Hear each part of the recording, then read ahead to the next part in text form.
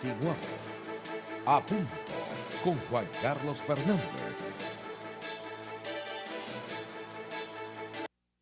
Amigos míos, y ya estamos listos para nuestra reflexión del día de hoy.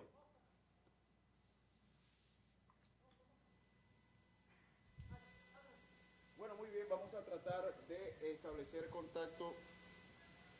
Vamos a tratar de establecer nuevamente contacto con Juan Carlos. Tuvimos un problema de conexión. Vamos a tratar de... Ya lo tenemos. Juan Carlos, volvemos contigo.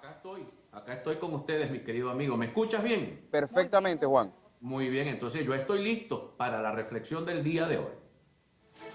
Reflexión de hoy.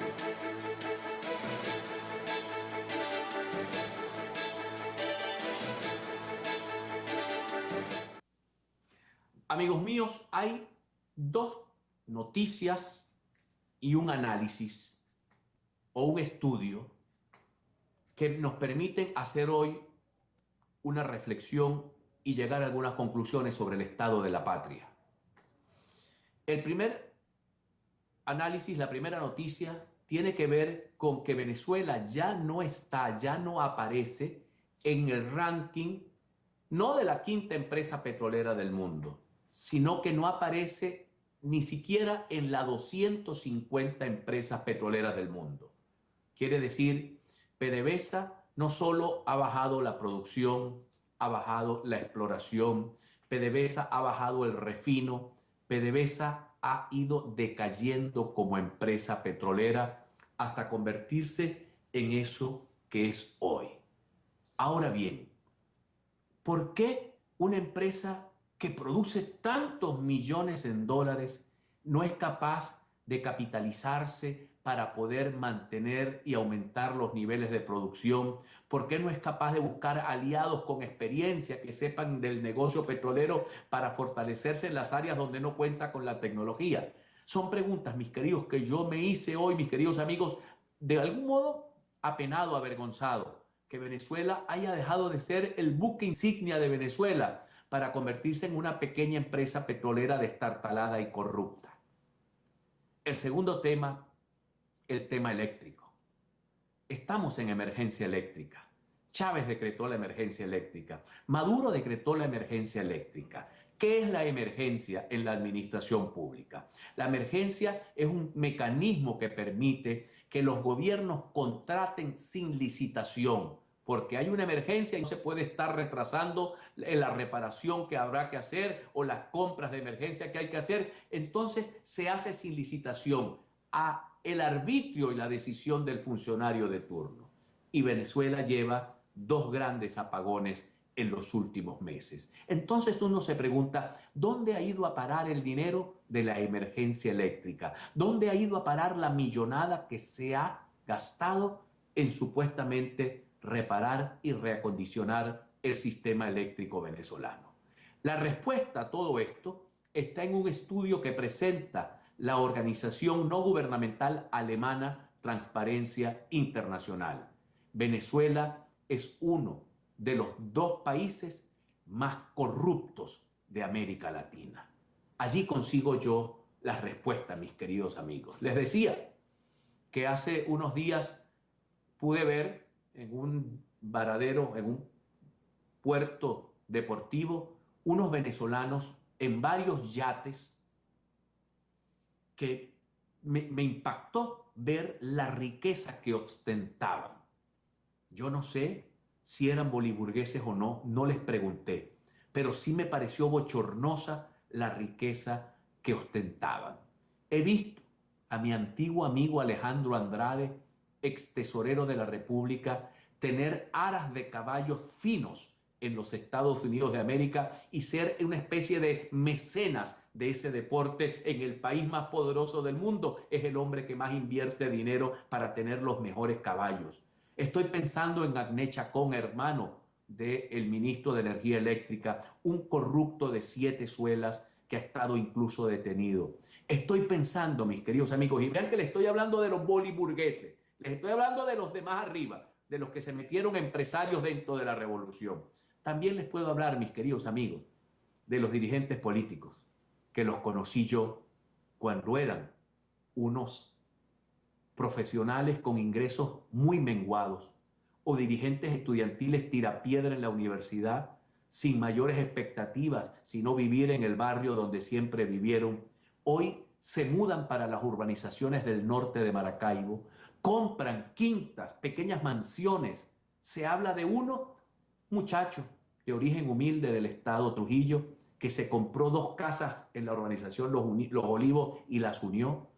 Se habla de otra distinguidísima miembro del foro académico de la Universidad del Zulia, que del salario de una profesora universitaria se compró un piso en el edificio El Emperador, uno de los más caros del Zulia. Se habla de un tirapiedras de la Universidad del Zulia que vive al lado del presidente de Fedecámaras o del expresidente de Fedecámaras Zulia, una persona cuya familia tiene recursos económicos y han trabajado toda la vida en el comercio y en la industria. Pues ese dirigente político salió de tirar piedras en la universidad a una pequeña villa, a una muy ostentosa villa en el norte de Maracaibo. Y ya estoy en la línea media. Pero usted baja al Consejo Comunal, usted baja al barrio, y entonces está el compañerito del Consejo Comunal repartiéndose con los primos y con los amigos el dinero que llega por esa vía al Consejo Comunal. Entonces estamos hablando de una corrupción que está metida en el tuétano de los huesos del gobierno.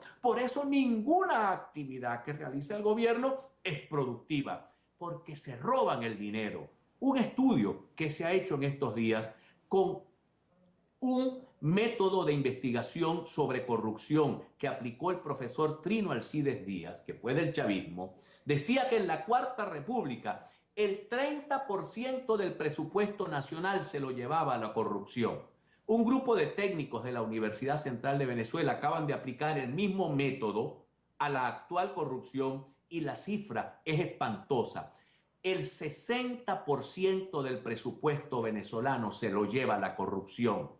6 de cada 10 bolívares que se producen por el pago de impuestos de los ciudadanos, de los distintos impuestos que tenemos, o por la renta petrolera, va a alimentar las cuentas de los corruptos a todos los niveles de la estructura del gobierno y del Estado venezolano. Es una cosa absolutamente penosa, vergonzosa, ver a gente que con el cuento de ayudar a los pobres montaron un parapeto de revolución para enriquecerse ellos. Debería darles vergüenza. Conozco alcaldes y vean, yo no soy defensor de corruptos ni de la cuarta, ni de la quinta, ni de ninguna de estas republiquetas que se han inventado en Venezuela para dividir en periodos históricos al país. No, en lo absoluto. Los ciudadanos tenemos el deber y la obligación de ver cómo vive un dirigente político, cómo le cambia la vida a un dirigente político, cómo comienza a tener ingresos ostentosos, groseramente ostentosos. Y vaya usted a ver cómo viven los militares venezolanos.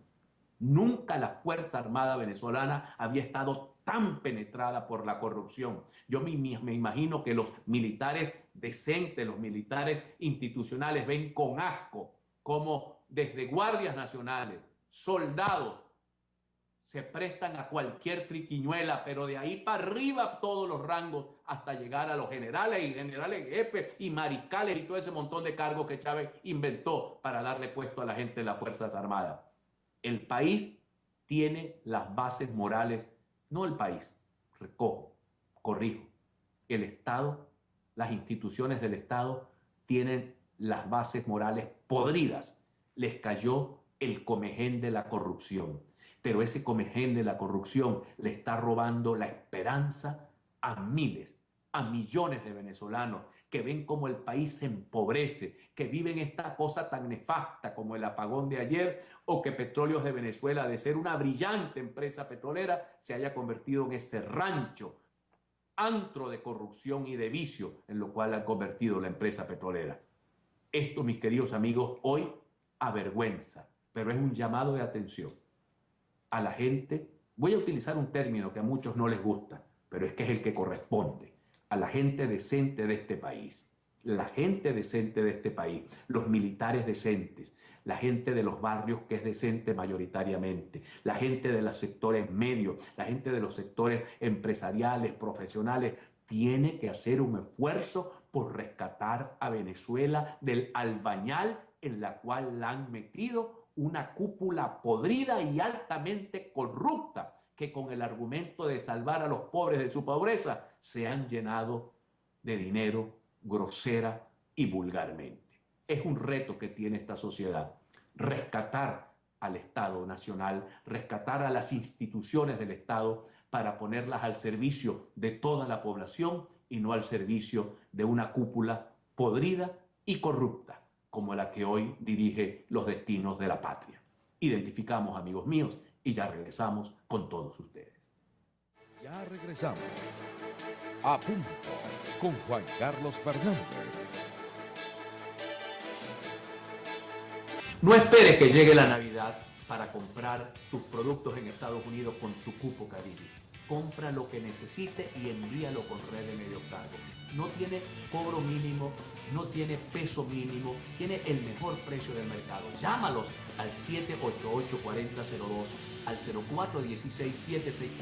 0416-764-2624 o escribe visitando su página web www.reddemedioscargo.com.